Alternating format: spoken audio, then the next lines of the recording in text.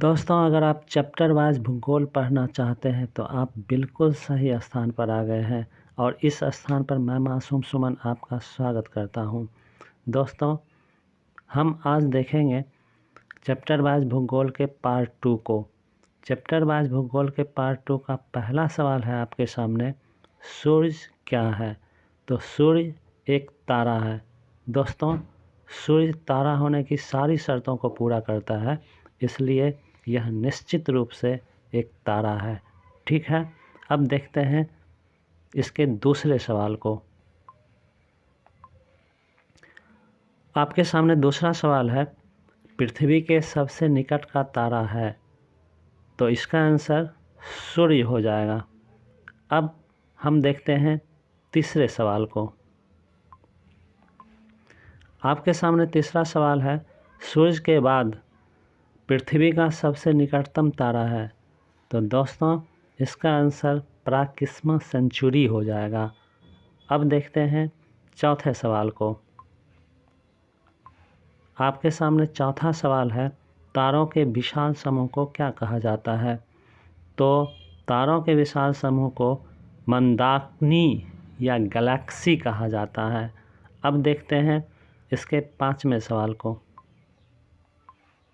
आपके सामने पांचवा सवाल है, पृथ्वी की मंदाकिनी को क्या कहा जाता है?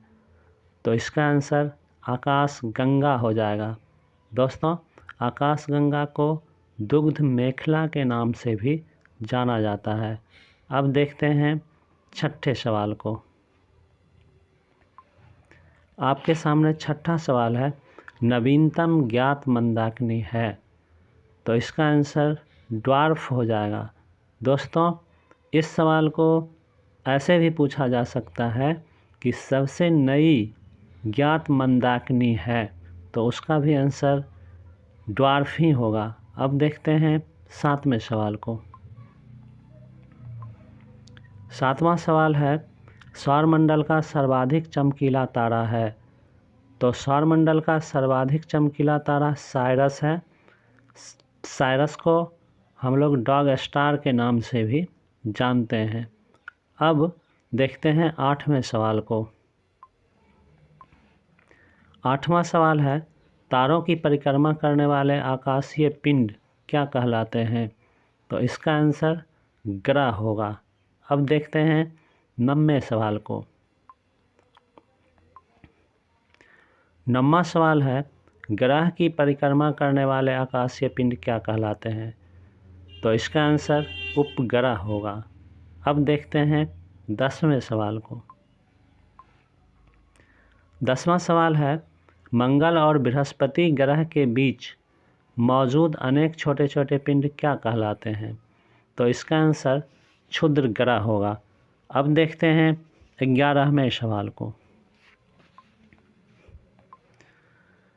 आपके सामने 11वां सवाल है, बिग बैंग सिद्धांत का प्रतिपादन किसने किया था?